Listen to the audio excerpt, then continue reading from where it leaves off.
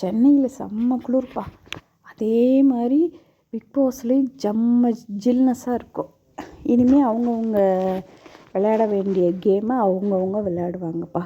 நம்ம நடிப்பு அரக்கி தான் வெளியே போயிருக்காங்க. ரொம்ப சந்தோஷம் இன்றைக்கி எல்லாத்துக்கும். ஆனால் செம்ம கேமு, செம்ம நடிப்பு. இன்றைக்கி விஜய் சேதுபதி அவர்கள் அவங்க ஹஸ்பண்டும் பிரஜினும் சாண்ட்ராவும் பிக் பாஸ்குள்ளே என்ட்ரி ஆகும்போது ஸ்டேஜுக்கு கூப்பிட்டு பேசும்போது அந்த வீடியோ வந்து நீ போட்டு காமிச்சேன். என்னம்மா அப்படி ஒரு தில்லான கேர்ளை நான் பார்த்ததே இல்லாதங்கிறது மாதிரி இருந்தது. அந்த ஒரு ஸ்லாங் பேசுகிறது.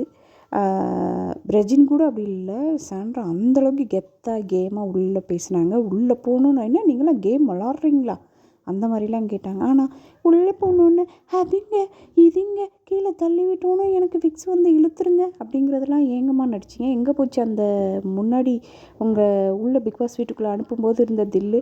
அப்போ நீங்கள் சேஃப் கேம் விளாடிருக்கீங்க. கனி அந்த விக்ரம் இவங்களையெல்லாம் சொன்னீங்க நீங்கள் வந்து கூட்டமாக சேர்ந்து விளாட்றீங்க. நீங்கள் மட்டும் என்ன கேம் விளாண்டுருக்கீங்க சொல்லுங்கள் மிஸ்டர் சாண்ட்ரா அவங்களே, மிஸ்ஸஸ் சாண்ட்ரா அவர்களேன்னு தான் சொல்லணும். நீங்கள் வெளியே வரும்போது திவ்யா ஹேக் பண்ண வரும்போது நீங்கள் என்ன பண்ணீங்க? திவ்யாவை இரிட்டேட் பண்ணிவிட்டு வெளியே வந்தீங்க. ஆனால் இதே திவ்யா தான் என்ட்ரன்ஸ் சொல்லக்கூடாது, எண்டில் வந்து உங்கள் கூட உங்களுக்கு எல்லா வேலையும் செஞ்சுட்டு இருந்தாங்க. நீங்கள் 2 பேரும் ஃப்ரெண்டாக இருந்து என்னம்மா 2 பேரும் சேர்ந்துட்டு கேம் ஆடினீங்க திவ்யா நீங்களும் சொல்லுங்கள். திவ்யா கூட அந்த கோவம் தப்புனா ஒன்று கேட்குறாங்க, அந்த கோவம் தாங்க. ஆனால் உண்மையாகவே உங்களுக்கு தாங்க இந்த அவார்டே கொடுக்கலாம். நடிப்பு அரக்கிங்கிறது செம. வெளியே வந்துட்டு எதுக்கு நான் செஞ்சது தப்பு, நான் மன்னிப்பு கேட்டுக்கிறேன் திவ்யாட்ட. ஏன் என்ன சீனாங்கம்மா உங்களுக்கு சொல்கிறது மாதிரி? உங்களுக்கு தான் ஃபிக்ஸு, நீங்கள் தான் அன்றைக்கி சொன்னீங்களே சொல்கிறது மாதிரி. அந்த ஃபைனலி வந்து பாரும் கமருதுன்னு வெளியே போகிற அன்னைக்கு, அந்த சனிக்கிழமை நினைக்கிறேன், வெளியே போகிற அன்னைக்கு வந்து ரெட் கார்டு வாங்கி போகிற அன்னைக்கு எல்லோரும் ஒரே இடத்துல உட்காந்துருக்காங்க. அவங்க 2 பேரும் உட்காந்துட்ருக்கிற ஒரு அடி வந்து ஒரு 3 அடி இருக்குமா. கமருதீன் பக்கத்தில் உட்காந்துட்ருக்கும்போது வராத பிக்ஸு கமருதீன் காலில் விழுந்து மன்னிப்பு கேட்கும்போது உங்களுக்கு நடுக்கம் வந்துருச்சா, ஃபிக்ஸு வந்துருச்சா? அப்போ அதெல்லாம் நடிப்புன்னு தானே சொல்லணும். சொல்லுங்கள் சாண்ட்ரா அவர்களே. கண்டிப்பாக நடிப்பு தாங்க.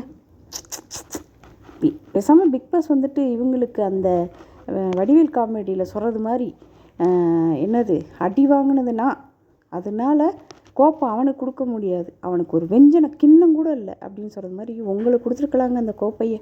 ஏங்க நீங்களாம் எந்த தைரியத்தில் முதல்ல நீங்கள் ஃபைனல் வருவீங்கன்னு சொல்லிட்டு இருந்தீங்க? அழகாக வந்து சூப்பராக ஒரு பக்குவமாக கானா வினோத் 18 லட்ச ரூபா எடுத்துகிட்டு போனாங்க. அதே மாதிரி நீங்கள் எடுத்துருந்தீங்கன்னா அந்த காசோடையாவது வெளியே போயிருக்கலாம். உங்களையெல்லாம் கண்டிப்பாக ஃபைனலுக்கு கொண்டுகிட்டே வரமாட்டாங்க மிஸ்ஸஸ் சாண்ட்ரா அவர்கள்.